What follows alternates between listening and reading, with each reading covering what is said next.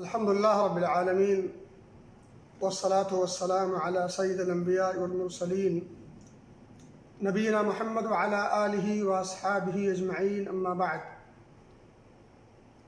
معزز سامعین و ناظرین، تاریخ کا بلکہ سیرت کا ایک بڑا مشہور اور اہم واقعہ آپ نے بارہا سنا ہوگا۔ وہ واقعہ کیا ہے کہ اسلام سے پہلے جس وقت نبی اکرم صلی اللہ علیہ وسلم کی عمر مبارک تقریباً 35 سال تھی، عرب کے بیشتر قبائل نے مل کر کعبہ کی تعمیر نو شروع کر دی۔ کعبہ کی تعمیر ہو رہی ہے اور دیوار وہاں تک پہنچی جہاں حجر اسود کو نصب کرنا تھا۔ اختلاف چھڑ گیا۔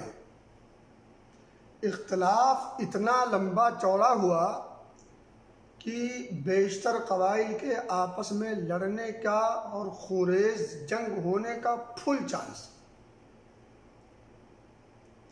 تاریخ کی کتابوں میں اگر آپ دیکھیں گے، سیرت کی کتابوں میں، تو پتہ چلے گا کہ 5 دن تک کام نہیں ہوا اسی جھگڑے کو لے کر کے۔ کون رکھے گا، کون نصب کرے گا، یہ شرف، یہ سعادت کون اپنے حصے میں لانا چاہا؟ ہر شخص چاہتا تھا۔ جھگڑا طول کرتا گیا، طول کھینچتا گیا اور بات بنتی نظر نہیں آ رہی تھی۔ کسی نے مشورہ دیا کہ جھگڑے کا حل یہ ہے کہ کل جو شخص سب سے پہلے حرم میں داخل ہوگا وہ جج اور حکم اور فیصل ہوگا، وہ جو بات کہے گا ماننا پڑے گا سب کو۔ بہرحال بات مان لی گئی، انتظار ہونے لگا۔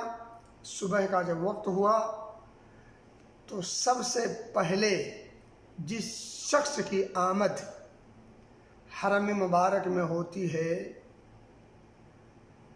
وہ ذات مبارک نبی اکرم صلی اللہ علیہ وسلم کی۔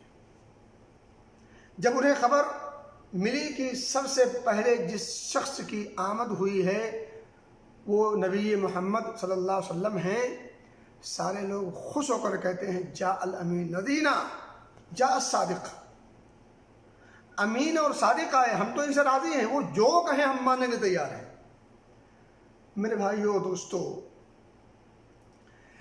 یہ تاریخ اسلامی کا، سیرت کا بڑا اہم واقعہ ہے اور واقعہ تحکیم کے نام سے مشہور اور معروف ہے۔ اس واقعے کی میں نے آپ کے سامنے ایک جھلک رکھی ہے، صرف بتانا مقصد یہ ہے کہ اتنا بڑا واقعہ اور آپس میں قبائل کے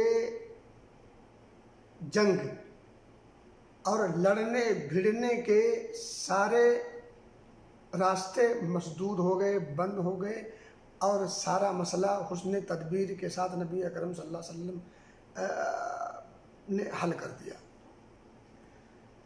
جو بتانا مجھے ہے، جو درس دینا ہے کہ اس طرح کے بہتیرے واقعات ہیں، 1 2 10 20 نہیں، ان گنت بے شمار واقعات نبی اکرم صلی اللہ علیہ وسلم کی ذات سے مربوط اور وابستہ ہیں کہ جن واقعات میں یہ ملے گا کہ اللہ کے رسول صلی اللہ علیہ وسلم نے لوگوں کی خیر خواہی کی، وہ اپنے تھے تب بھی، غیر تھے تب بھی، ہر موقع پر آپ صلی اللہ علیہ وسلم نے لوگوں کو جوڑنے کی کوشش کی۔ لڑائی جھگڑا، مار پیٹ، تکرار، بحث مباحثہ، بلا وجہ کی باتیں جس سے آپس میں چپکلش ہو، خونریز جنگ ہو اور نقصان ہو وغیرہ وغیرہ، ان تمام چیزوں سے بچانے کے 1 2 نہیں، ان گنت بے شمار واقعات نبی اکرم صلی اللہ علیہ وسلم کی زندگی میں پائے جاتے ہیں جو ہم اور آپ جانتے ہیں۔ ان میں سے کچھ واقعات کو میرے بھائیوں دوستو، کیا نبی اکرم صلی اللہ علیہ وسلم نے کبھی کسی موقع پر کسی سے یہ کہا کہ میں نے یہ کیا، میں نے وہ کیا؟ کبھی آپ نے ایسا بھی کہا کہ اگر میں نہیں ہوتا تو یہ ہو جاتا، وہ ہو جاتا، ایسا ہو جاتا، ویسا ہو جاتا، میں نے لوگوں کو لڑنے سے بچا لیا، میں نے لوگوں کو نقصانات سے بچا لیا، میں نے یہ کر دیا، میں نے وہ کر دیا؟ یعنی میرے بھائیو دوستو، کبھی نبی اکرم صلی اللہ علیہ وسلم کی زبانی ایسا کہتے ہوئے ہم اور آپ نہیں پائیں گے، لیکن آپ کی پوری زندگی عبارت ہے لوگوں کو جوڑنے، لوگوں کے ساتھ خیر خواہی، جذبہ انسانیت، ہمدردی۔ ایک طرف آپ کے ہمدردی کا اور خیر خواہی کا یہ عالم، دوسری طرف آپ نے کبھی جتایا نہیں، کبھی کسی محفل میں اس کو اجاگر نہیں کیا کہ میں نے۔ میرے بھائی دوستو، ہم اسی نبی کے امتی ہیں اور ہمیں اس بات پر فخر ہے اور ہونا چاہیے۔ اس سے بڑے اعزاز کی بات ہو کیا سکتی ہے؟ یقیناً یہ فخر کی بات ہے۔ اللہ کا جتنا بھی شکر ادا کیا جائے اس ایک پہلو پر کم ہے۔ لیکن میرے بھائی دوستو، اس نبی کے امتی ہونے کے ساتھ ساتھ اس واقعے اور اس طرح کے دیگر بہتیرے واقعات سامنے رکھ کر ہم اپنی زندگی کو راہ ٹٹولیں، کبھی اپنے دامن میں جھانکیں، گریبان میں ڈالیں، منہ جھانکیں، چیک کریں کہ کیا ہم بھی کسی کے الجھے ہوئے معاملات کو سلجھانے کی کوشش کرتے ہیں۔ اللہ ماشاء اللہ بات میں نہیں کرتا، اللہ من رحم ربی، میں ایک جنرلی عمومی گفتگو کر رہا ہوں۔ ہم نے کبھی کسی کے الجھے ہوئے معاملے کو سلجھانے کی کوشش کی؟ ہمارا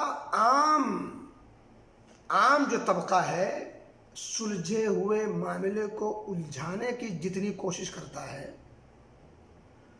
اتنا کسی اور کام کی کوشش نہیں کرتا۔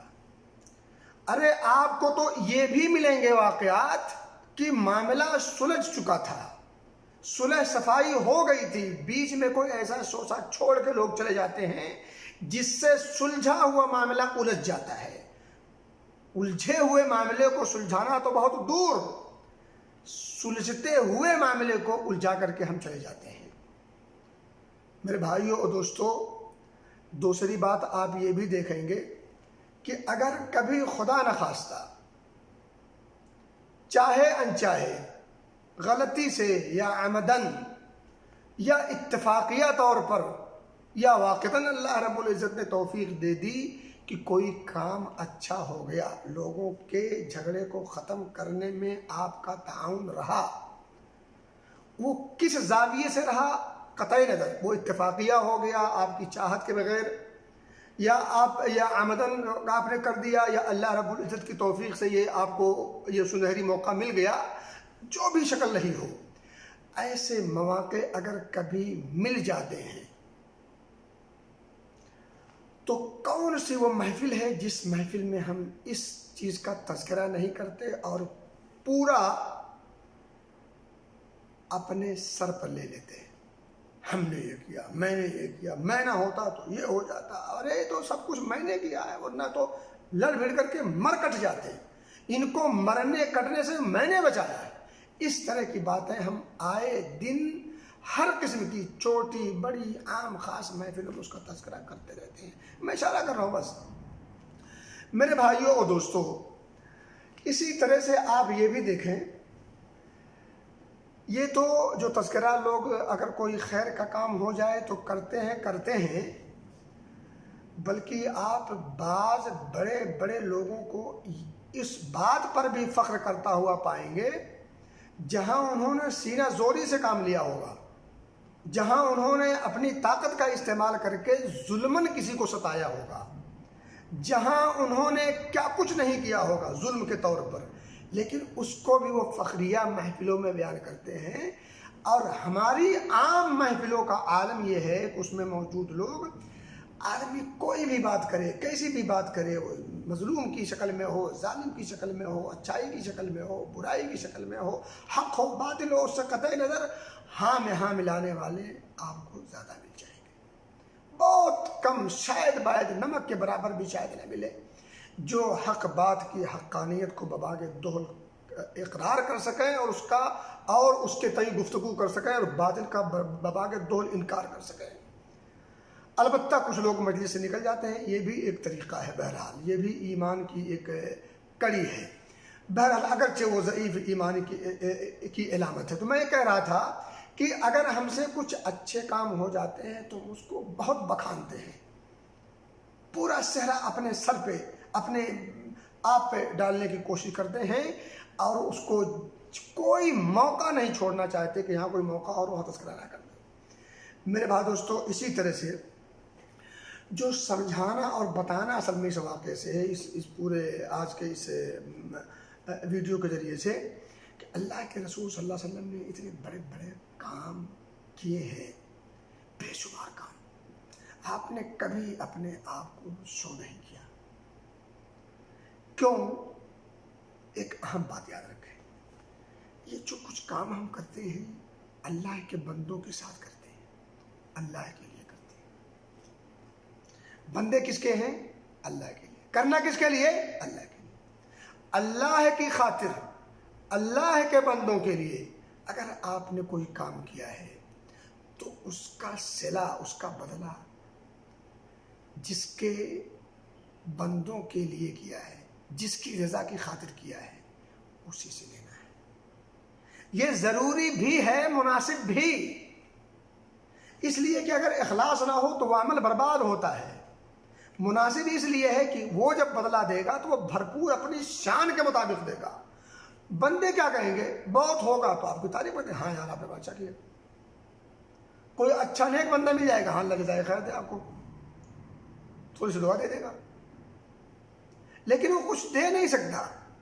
آپ کے لیے، ہمارے لیے مناسب یہی ہے کہ ہم اس کا بدلہ، اس کا صلہ اللہ سے لیں، یہی مناسب ہے اور یہ ضروری بھی ہے۔ اللہ رب العزت کو یہی مطلوب ہے کہ ایک انسان جو عمل کرے وہ للہ فی اللہ کرے، اللہ کی رضا جوئی، اس کی خوشنودی کی خاطر کرے۔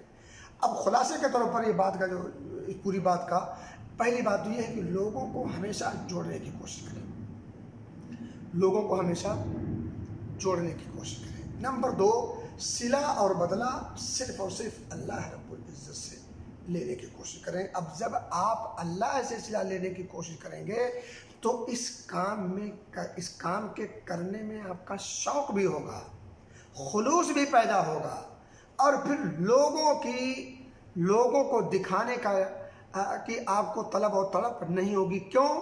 کیونکہ یہ اس کا صلہ آپ کو اللہ سے لینا ہے۔ جب صلہ آپ کو اللہ سے لینا ہے تو پھر یہ سارا کام آپ نے اللہ کے لیے کیا ہے۔ جب اللہ کے لیے کیا ہے تو پھر لوگوں کو دکھانے کی ہمیں ضرورت نہیں ہے۔ میرے بھائیوں اور دوستوں، تیسری بات یہ ہے کہ نیکیاں چھپانے کی کوشش کریں، بھلانے کی کوشش کریں۔ اس واقعے میں بہت ساری باتیں ہیں، لیکن شارٹ میں، تاکہ چھوٹا میسج جائے جو اثر کرے۔ اللہ سے دعا ہے کہ اللہ رب العزت ہمیں ان کہی گئی باتوں کو سمجھنے کی توفیق دے، مجھ سمیت تمام لوگوں کو اس پر غور و فکر کرنے کی توفیق دے، اور عملی جامہ پہنانے کی بھی توفیق دے۔